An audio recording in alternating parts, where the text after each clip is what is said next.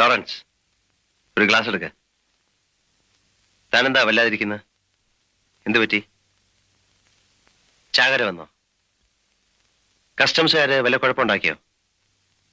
പിന്നെ എന്താന്ന് വെച്ചാ പറയൂ. ശേഖരൻകുട്ടി ചതിച്ചു.